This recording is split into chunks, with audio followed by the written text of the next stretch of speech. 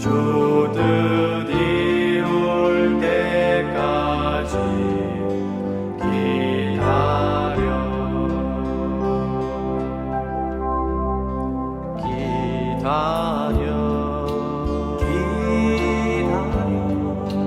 그때를 그의 뜻 이루어지리 기다려 주의 뜻 이루어질 때 우리들의 모든 것 아름답게 변하리 기다려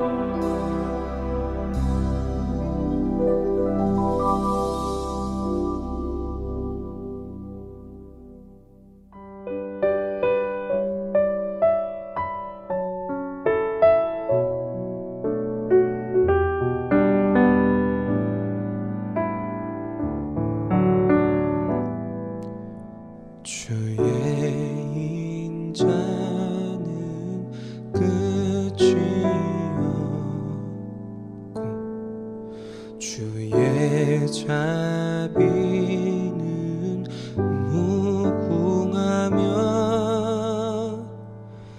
아침마다 새롭고 늘 새로우니 주의 성실이 금이라 성실하신 주님.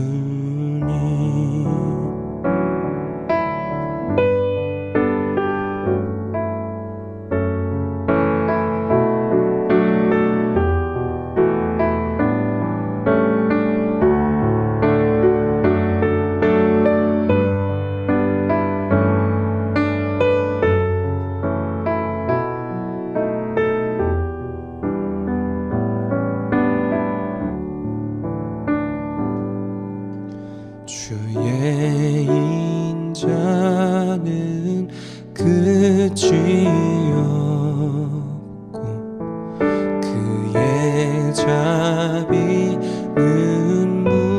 무궁하며 아침마다 새롭고 늘 새로우니 주의 성실이 금이라 성실하신 주님.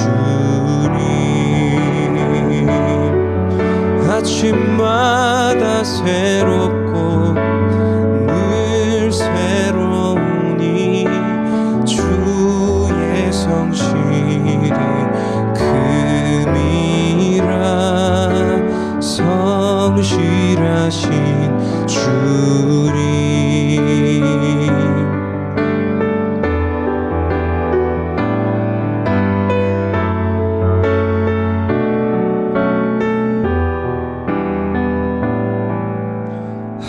아침마다 새롭고 늘 새로우니 주의 성실이 금이라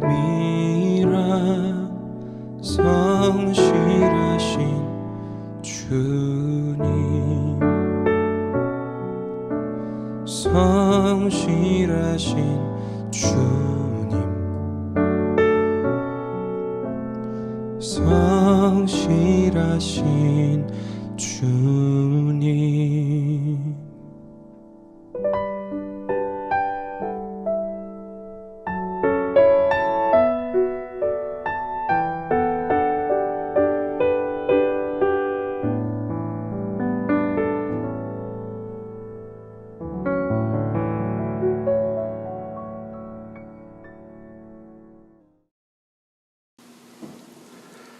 오늘 함께 나눌 말씀은 신명기 14장 1절에서 21절까지의 말씀입니다. 너희는 너희 하나님 여호와의 자녀이니 죽은 자를 위하여 자기 몸을 베지 말며 눈썹 사이 이마 위에 털을 밀지 말라. 너는 내 하나님 여호와의 성민이라. 여호와께서 지상 만민 중에서 너를 택하여 자기 기업의 백성으로 삼으셨느니라. 너는 가증한 것은 무엇이든지 먹지 말라.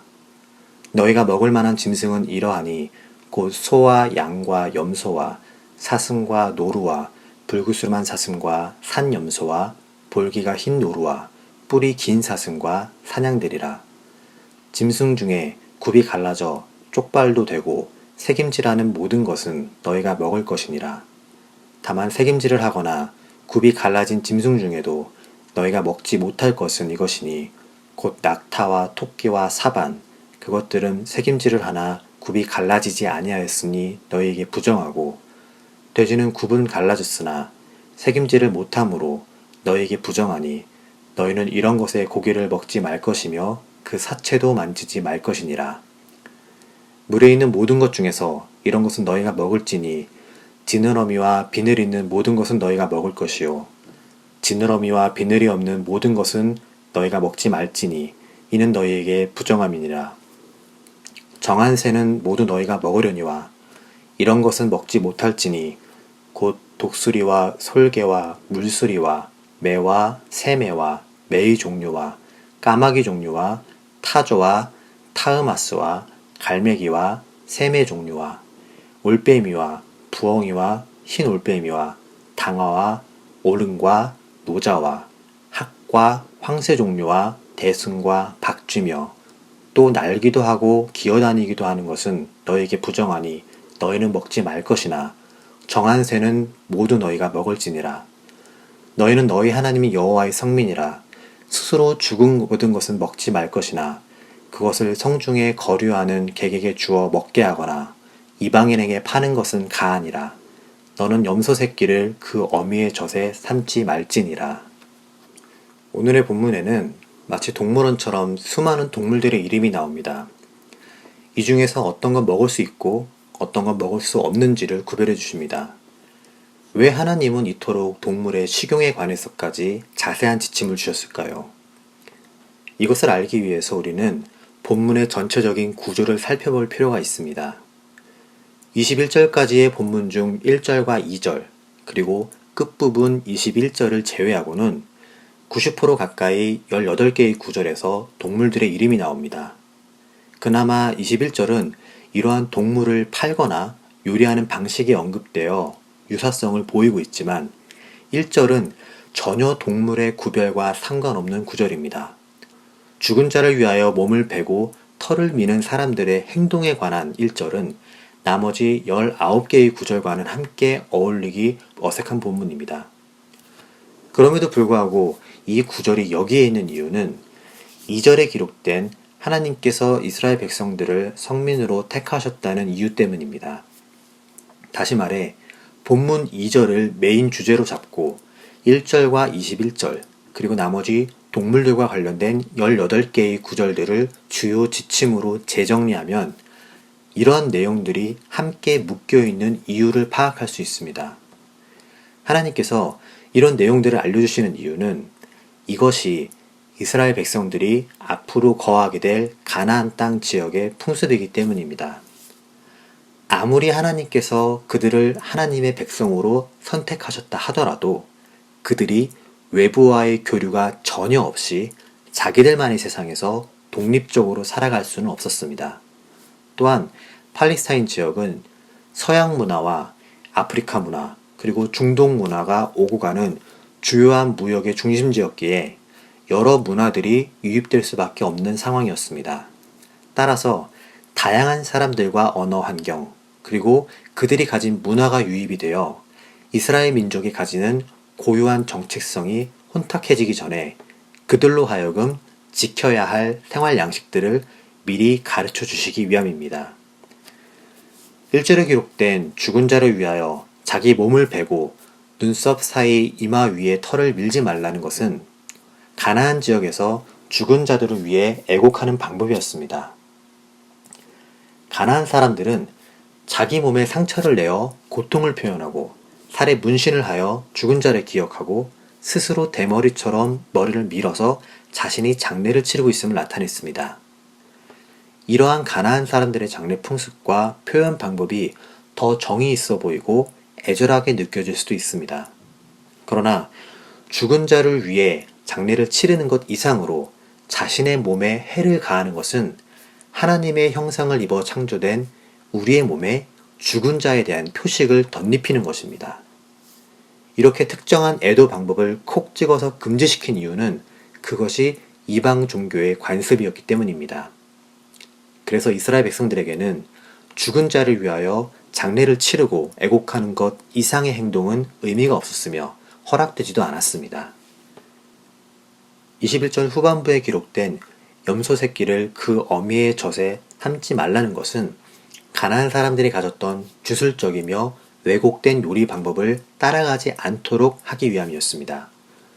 성경 주석에 따르면 가나안 사람들은 고기를 더 맛있게 하기 위해 어미의 젖에 새끼를 삶아 먹거나 더 많은 새끼를 얻기 위해 이러한 요리를 이방신에게 제물로 바쳤으며 수확이 끝나고 땅을 비옥하게 하기 위한 제의적인 방법으로 이 요리를 땅에 뿌리기도 했습니다. 그러나 중요한 것은 어미의 젖은 새끼를 삶기 위해 존재하는 것이 아니라 새끼를 키우기 위하여 존재하는 것입니다. 따라서 어미의 젖으로 새끼를 삶는 행동은 부모가 잘 되자고 자식의 생명을 담보로 제사를 드리는 것과 마찬가지며 이것은 생명의 존엄성을 무시하는 아주 야만적인 행위입니다.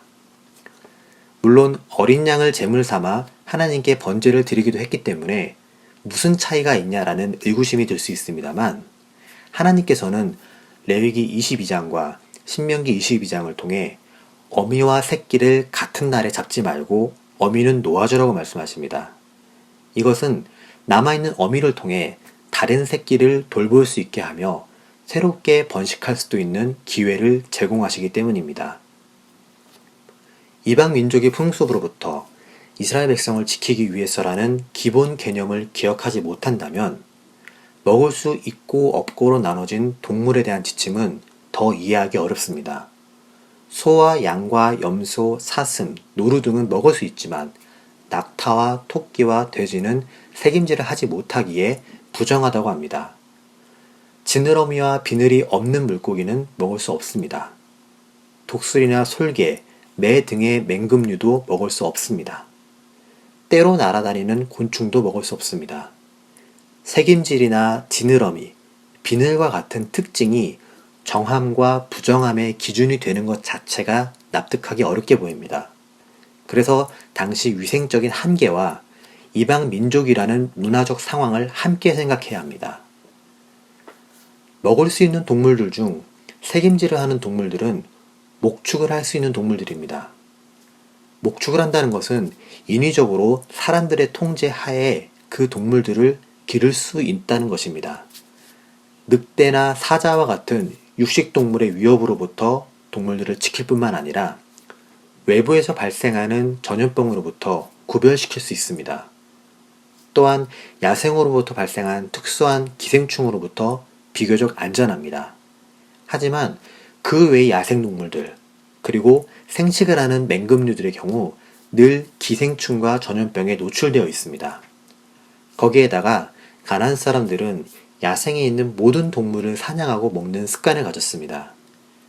만약 이스라엘 사람들에게 이러한 구체적인 분류와 제한이 없었다면 그들이 섭취하는 동물들로 인해 전염병은 쉽사리 퍼져나가게 됩니다.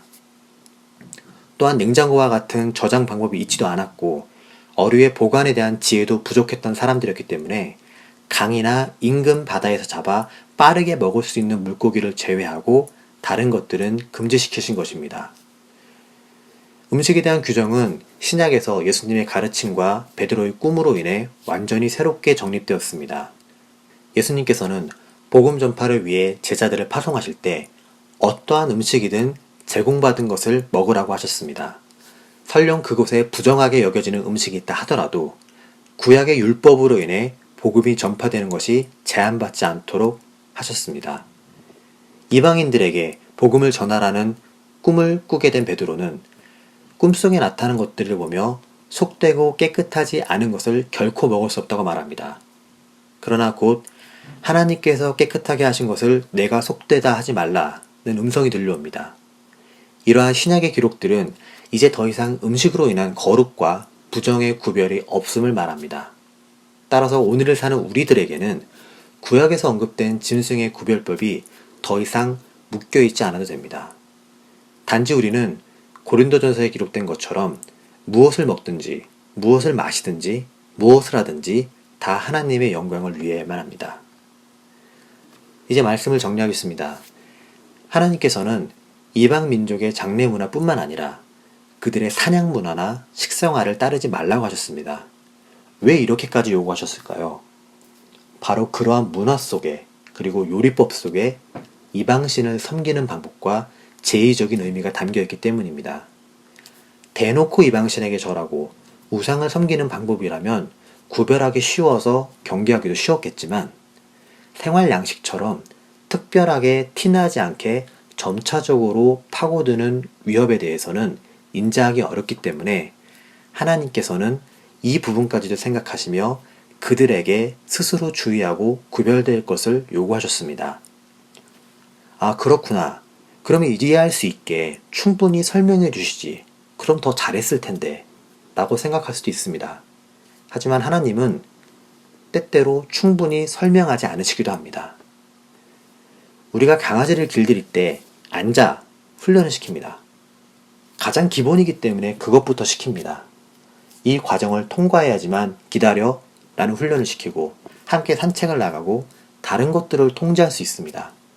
점점 더 많은 것들을 함께하며 같이 살게 됩니다.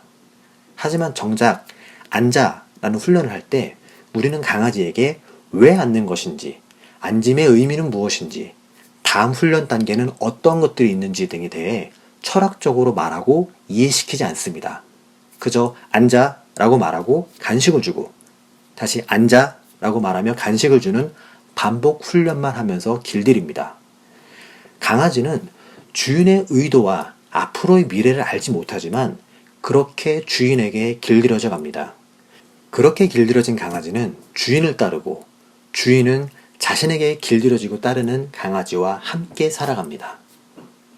오늘의 본문처럼 하나님의 어떠한 명령들은 때론 너무 애매합니다. 따르기에 명확하지도 않고 두루뭉술하게 다가오기도 합니다.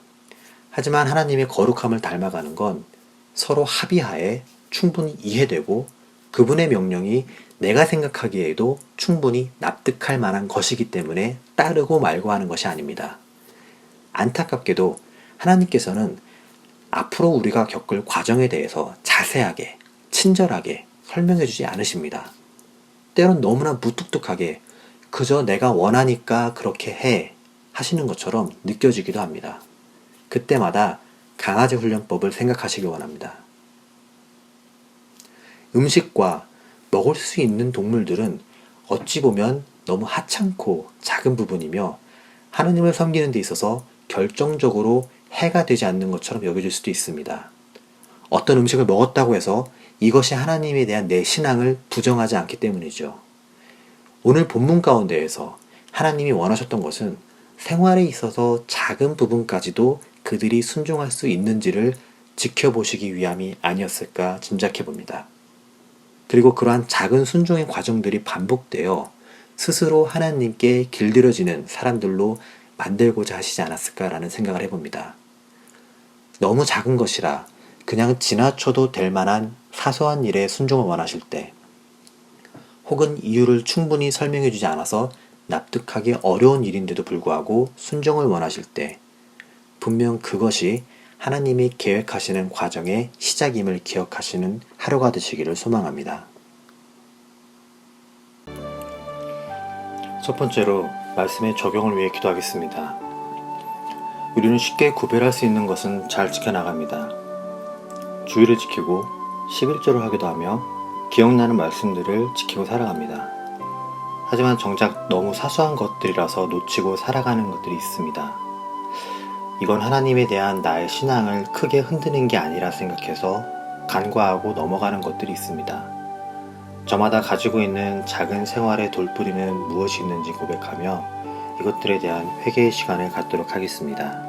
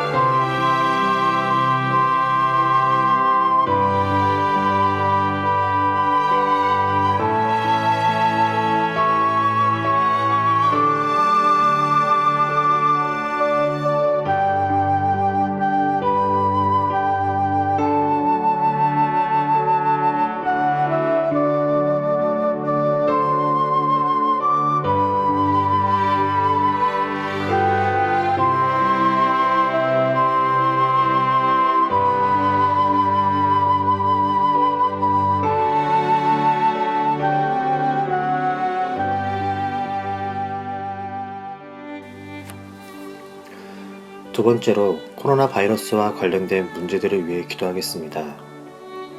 이제 점진적으로 개방을 위한 단계에 돌입했습니다.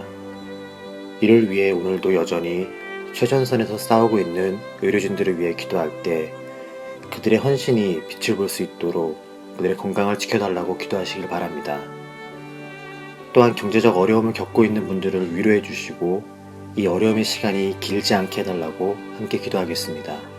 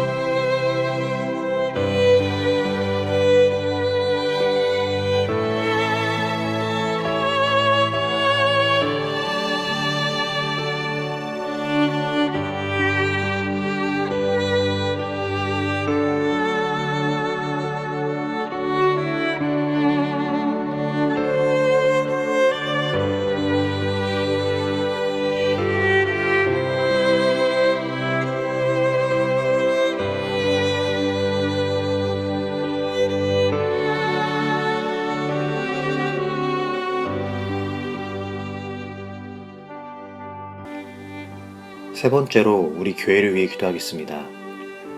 코로나로 인해 예배의 방법과 사역의 방법이 변화되었습니다.